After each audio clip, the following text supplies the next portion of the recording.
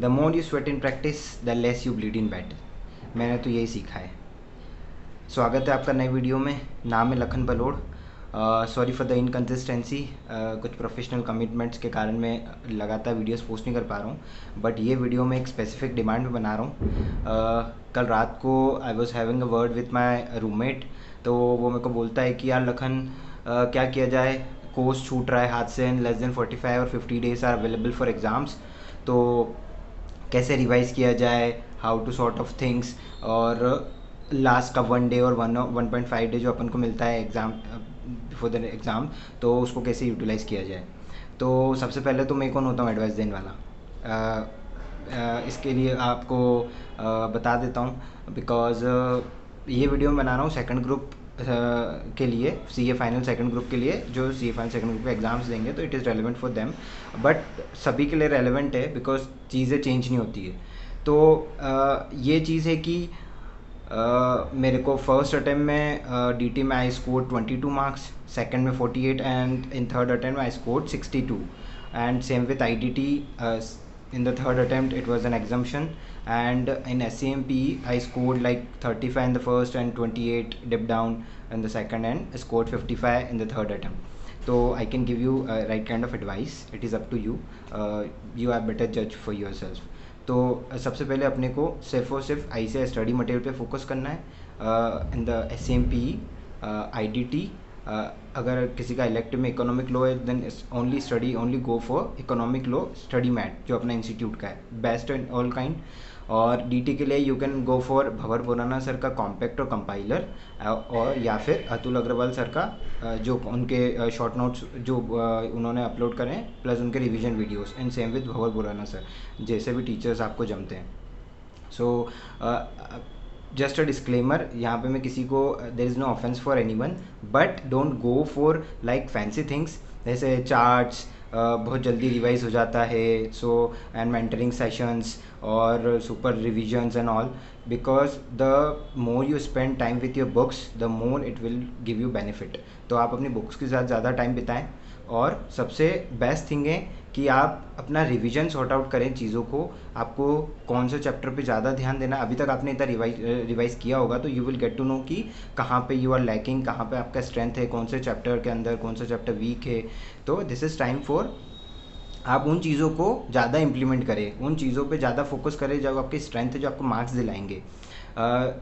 SCMP के अंदर it's all about theory mostly, because पहले ऐसा सोचते थे कि 50% थियरी 50% प्रैक्टिकल, बस लास्ट अटेम्प्ट में it was reverse, like 75% theory आ गया एंड 25% वॉज प्रैक्टिकल, और थोड़ा बहुत आगे पीछे। तो you have to put more focus on theory as well, और प्रैक्टिकल तो रहेगा ही सही। तो अगर लगेगा तो please drop down in the comment. अगर आपको अलग अलग चैप्टर्स, अलग अलग सब्जेक्ट्स पे वीडियोस चाहिए, तो मैं सब्जेक्ट वाइज स्ट्रैटेजी बता दूंगा, बट ओवरऑल अगर ग्रुप की बात करूं तो स्टडी मेट फॉर SCMP, अपना IDT के लिए भी study mat is best for ICI, और इलेक्टिव के लिए अगर कोई इकोनॉमिक लो ले रहा है, जैसे मैंने इकोनॉमिक लो लिया था, तो you can go with study mat. और अगर कोई दूसरा सब्जेक्ट है तो you can go with study mat, but अगर किसी और टीचर का आपने फॉलो किया है तो there is no issue in that also. Study mat is the first thing, because सभी ये बोलते हैं, मैंने मेरे को भी नहीं पता था, मैंने सीनियर्स से गाइडेंस लिया है, एडवाइस लिया है क्या किया जा सकता है, कैसे स्कोर अपना इम्प्रूव किया जा सकता है। तो go with study mat first. ठीक है, आप अब एकदम स्विच मत करना, क्योंकि it will be kind of very difficult for you to sort of, मतलब वो करने के लिए, क्योंकि आपने अभी तक किसी दूसरी बुक से पढ़ा है, फिर आप स्टडी मैट पे शिफ्ट जाओगे, so it will not be easier for you to kind of revision as well. तो ठीक है, आपने जिस बुक से पढ़ा है उसको आप रखिए, give a hand on study material, because जो इंस्टीट्यूट का क्या चाहिए, जो उनकी स्टडी मैट में लिखा हुआ है वो आपने लिखा है क्या नहीं, तो आपको मार्क्स मिलेंगे, वरना नहीं मिलेंगे। हमने तो यही देखा है। तो if you want to score marks, अगर आपको इंस्टीट्यूट के हिसाब से, इंस्टीट्यूट के अकॉर्डिंग लिखना पड़ेगा, उनकी बुक्स में क्या है याद करना पड़ेगी चीज़ें। हम सॉर्ट ऑफ कुछ नहीं कर सकते हैं, बिकॉज चीज़ें ये हैं कि जो बुक में लिखा है वो आपको लिखना पड़ेगा, तभी मार्क्स मिलेंगे। तो शॉर्ट एंड स्वीट में अगर बोलूँ तो आपको स्टडी मेट करना है, उसके बाद आपको RTPs करना है, उसके बाद आपको MTPs करना है। अब थियरी के अंदर, थियरी सब्जेक्ट्स के अंदर RTP सिर्फ आपको लास्ट 3 अटैम्प्ट्स की करनी है। जो करंट अटैम्प्ट की RTP रहती है, it's not more relevant, not more important, पर से एक रीडिंग ज़रूरी है, बट उसके क्वेश्चंस आने के चांसेस बहुत कम रहते हैं। तो लास्ट 3 अटेम्प्ट के RTPs are really important. SCMP के अंदर तो मैं बोलूँगा आप बंच बना लो, कंपाइलर होगा ही से आपके पास, सारी RTPs MTPs कर लेना, क्वेश्चंस देख लेना, और बाकी DT और IDT के अंदर go with last 3 attempt RTP इस अटेम्प्ट को छोड़ के। तो they are more of very important in nature. उसके बाद आप लास्ट अटेम्प्ट के या एक सजेस्टेड आंसर आप देख लो। और वेरी मच इम्पॉर्टेंट, मैं मेरे सारे दोस्तों को भी यही गाइड कर रहा हूँ जो मेरे को पूछ रहे हैं अभी, और सभी को ये आप मतलब जो वीडियोस भी देख रहे हैं उनको भी यही बोलूँगा, just give 1 mock if you don't have time. हमको ऐसा लगता है कि हम मॉक देते हैं तो 1 घंटा ही बैठ पा रहे हैं, 2 घंटे बैठ पा रहे हैं, या फिर हम आंसर्स नहीं लिख पा रहे हैं, आधे आंसर्स लिख रहे हैं। It's not important, it's important कि आप बैठ रहे हैं। बिकॉज एग्ज़ाम के अंदर माइंडसेट क्या रहता है चीज़ों को लेके, कि अगर अपन को क्वेश्चंस नहीं आ रहा है फिर भी हम यही देखते हैं कि क्या हमने प्रैक्टिस करी थी, हमने मॉक टेस्ट दिया था, तो वो आपको दिमाग में चलती है चीज़ें कि हाँ मैंने प्रैक्टिस करी है, मैंने मॉक टेस्ट दिया है, मेरे को थोड़ा सा अगर आपका हाथ चलने लगेगा, your pen will not stop, तो you will be getting answers there in the exams as well. तो आप एक ना एक मॉक टेस्ट पेपर पूरा चैप्टर वाइज नहीं, पूरा फुल सिलेबस ज़रूर देना इन 1 सिटिंग, या फिर आप डेढ़ घंटे में दे दो, कोई बात नहीं, किसी फ्रेंड को दे दो स्कैन करके कॉपी या चेक कर दे, या फिर कोई लाइब्रेरी में है तो आप पास वाले को दे दो कि ला मैं तेरा चेक कर देता हूँ, तू मेरा चेक कर दे। अब मेरे साथ कोई नहीं था तो मैं क्या करता था, मेरे छोटे भाई को बिठाता था, उसको आंसर दे देता था कि ये मैंने लिखा है और ये सजेस्टेड आंसर है, इससे मैच कर। अब वो बोलता है कि अरे ये तो पूरा सही है, तो फिर मैं उसको बोलता था कि अगर तेरे को लग रहा है कि 5 में से 4 मार्क्स मिलना चाहिए तो मेरे को 3 ही देना, क्योंकि इंस्टीट्यूट के अकॉर्डिंग तो वो 2 में ही चला जाएगा फिर, as a kind of thing. तो आप अपने फ्रेंड से या फिर लाइब्रेरी में कोई दोस्त है या फिर कोई भी दोस्त है, आप उसको स्कैन करके भेज दो, बोले आज ये सब्जेक्ट का टेस्ट दिया, ये चेक कर ले यार, तू देना तो मैं तेरा चेक कर दूँगा। तो kind of sort of thing, क्योंकि आपको इतने सारी एग्जाम्स दिया है तो पता है कि कहाँ पे क्या लिखना है, कहाँ पे कैसा प्रेजेंटेशन होना चाहिए, what sort of things you have to include in the answers. तो एक चीज़ तो ये करना, स्टडी मैट। उसके बाद ठीक है, स्टडी मैट नहीं, अगर आपने किसी टीचर की बुक्स रेफ़र की है तो वो कर लेना। उसके बाद RTP MTP और past papers, because they are equally important.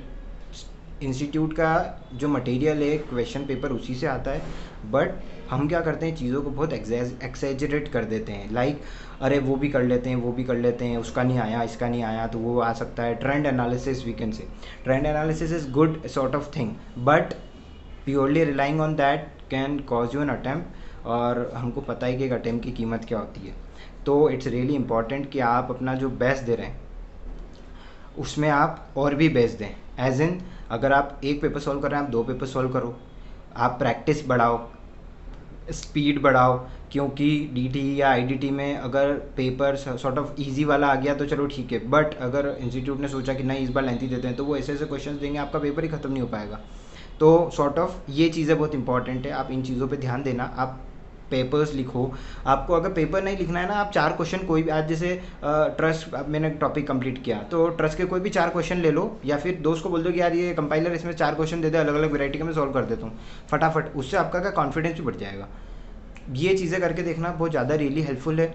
और IDT के अंदर भी सेम चीज़ें हैं, कुछ टॉपिक्स इंपॉर्टेंट है, value of supply, time of supply, ITC, जिसके क्वेश्चंस आते हैं। DT के अंदर भी सेम है, put more focus on international taxation, क्योंकि उसमें से 30 मार्क्स का स्कोर होता है। तो और दोनों सब्जेक्ट्स के लिए मैं यही बोलूँगा, for DT and for IDT as well, कि अगर 30 मार्क्स का MCQ पेपर जो आता है उसके अंदर you try to score more than 20 या फिर 22+, क्योंकि अगर थियोरेटिकल पेपर थोड़ा सा भी टफ आया या थोड़ा सा भी ग्लिची आया तो you will be able to handle that score of 40 to 50, 55, 60 odd thing.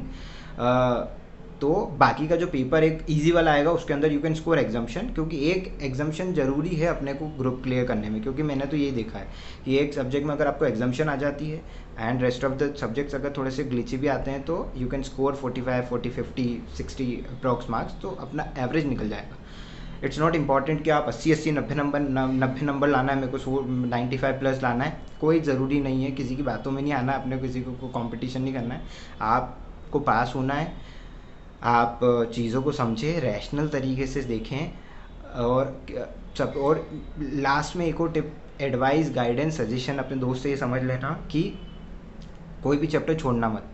कोई भी चैप्टर इन द सेंस कि डीटी के अंदर कैपिटल गेन है, आईपीसीसी में आता है, फाइनल में नहीं आता है, बट छोड़ना मत, क्योंकि कभी भी इंस्टीट्यूट उसको 4 या 6 नंबर 8 नंबर का दे देगा। अगर वो आ गया तो वो सारे अपने क्वेश्चंस को अफेक्ट करेगा कि वो अपने दिमाग में रहेगा कि अरे मैंने तो ये पढ़ा नहीं, मेरे को छोड़ना पड़ रहा है। तो एक रीडिंग दे देना, ज़रूरी नहीं है कि आप बहुत ज़्यादा टाइम दो, एक रीडिंग दे देना।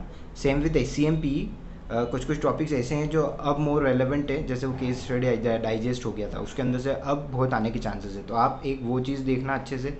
उसके बाद सॉर्ट ऑफ RTPs है, MTPs है, देखो चीज़ें वही है, आप किसी से भी पूछो, आप रैंकर से पूछो, आप नॉन रैंकर से पूछो, मल्टीपल अटैम्प्टर से पूछो, मैं से पूछो, मैं भी सबको ये बोलता हूँ, बाकी सब भी सबको यही बोलेंगे कि आप इंस्टीट्यूट का मटेरियल करो, जिसमें स्टडी मेट आ गया, RTP आ गई, MTP आ गई, सजेस्टेड आंसर आ गए, क्वेश्चन पेपर्स आ गए, मॉक टेस्ट, वही है। तो चीज़ें वही है, आपको सॉर्ट आउट करनी है चीज़ें कि आपको कहाँ पे, आपको कौन से चैप्टर पे स्ट्रेंथ देनी है, कौन से चैप्टर पे फोकस करना है। तो it's really important for you. और बस चीज़ें यही है, आराम से पढ़िए। और इन अ डे और टू मैं फर्स्ट ग्रुप के ऊपर भी वीडियो डाल दूँगा। कमेंट में मेरे को ज़रूर बताएं कि और कैसी स्ट्रैटेजी आप सुनना चाहेंगे। स्ट्रैटेजी एज इन आप किसी भी को भी पूछेंगे, सब चीज़ें वही बताएंगे, बट हाँ अगर अपन किसी पास हुए आदमी से या फिर पास हुए जो क्वालिफाइड है उससे पूछते हैं, तो अपने को कॉन्फिडेंस आता है कि हाँ ये पास हुआ है, इसने ये इम्प्लीमेंट किया है, तो ये सही बोल रहा होगा। तो साइकोलॉजिकल इफ़ेक्ट्स एंड ऑल, तो बाकी और चीज़ें सेम है, आप भी पढ़ रहे हो, दोस्त पढ़ रहे हैं, इतने सारे, सबको पता है कि क्या क्या करना है। तो उसमें कोई ऐसे मेंटोरशिप या फिर ऐसा कुछ करने की ज़रूरत नहीं है। तो आप कमेंट में बता सकते हैं what we can do.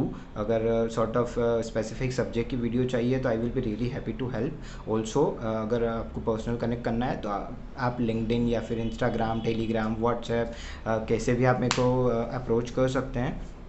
I will be really happy to help and I wish you all the best। और तब तक के लिए कीप स्टडिंग। और बहुत जल्दी next video I will upload, तो उसको भी देख लेना। अगर उससे कुछ हेल्प मिलती है तो बहुत ही अच्छी बात है। और वैसे तो आप पढ़ाई कर ही रहे हैं। और all the best and be happy and keep smiling.